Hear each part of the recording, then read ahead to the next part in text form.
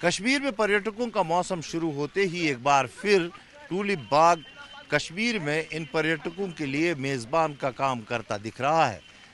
Record तोड़ पर्यटक जो है इस बाग की सैर करने को पहुंच रहे हैं और आंकड़ों के मुताबिक केवल पिछले 2 हफ्तों के भीतर 1 लाख से ज़्यादा विजिटर, जिसमें देश विदेश और स्थानीय लोग भी शामिल है, यहाँ इस बाग में पहुँचे हैं और इन खूबसूरत सफ़ेद, लाल और बैंगनी रंग के जो ये फूल यहाँ पर खिले हैं उनका आनंद ले रहे हैं। इस बाग की खूबसूरती के बारे में बताइए। पिछले 2 हफ्तों में 1 लाख लोग अब तक यहाँ आ चुके हैं। आपको क्या लगता है कितना आकर्षित ये है? जी, एक्चुअली ये जो बाग है 16 मार्च को खुला था और हम लोग 18 मार्च को आए और अभी लगभग 10 दिन हो चुके हैं। हम लोग 10 दिन लेट हैं जब ये खुला है, लेकिन हम लोग को लगा ये थोड़ा सा मुरझा जाएगा, लेकिन फिर भी ये बहुत खिले खिले से बहुत प्यारे लग रहे हैं देखने में। Initial stage of the opening में ये थोड़े से बड स्टेज में रहते हैं, अभी ये खिले हुए हैं। दोनों अच्छे हैं और मैं यही चाहती हूँ कि और भी लोग आएँ, इसकी खूबसूरती को अपनी आँखों से देखें, ना कि रील्स में बैठ के देखें, तो आने से आपको और मज़ा आएगा। तो ये 18 लाख टूलिप्स है which is a major tourist attraction. तो आप लोग को ज़रूर कश्मीर ये देखने के लिए एटलीस्ट आना चाहिए। अगर आप अमिताभ बच्चन के फैन हैं तो आपको तो पक्का आना चाहिए। आपका नाम? जी, मेरा नाम अविनाश मिश्रा है। अविनाश जी, आप इस वक्त एशिया के सबसे बड़े टूलिप बाग में खड़े हैं, जिसे केवल 2 हफ्ते खुले हुए हो गए, तो क्या कहेंगे सुंदरता के बारे में? ये जो बेहद खूबसूरत नज़ारा आप देख रहे हैं, इसके बारे में जानकारी लेके प्रधानमंत्री नरेंद्र मोदी के संसदीय क्षेत्र वाराणसी से आया हूँ। और जब मैं आया तो मैं सबसे पहले यहीं आया घूमने के लिए, और बहुत ही खूबसूरत, जितना मैंने इसके बारे में सुना था उससे भी ज़बरदस्त यहाँ हमको देखने को मिल रहा है।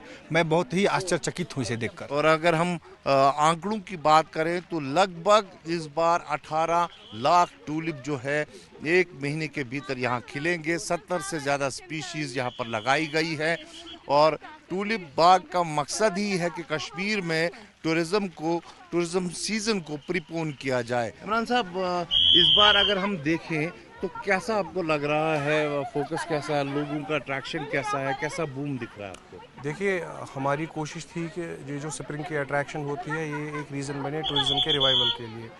To some extent we have been successful.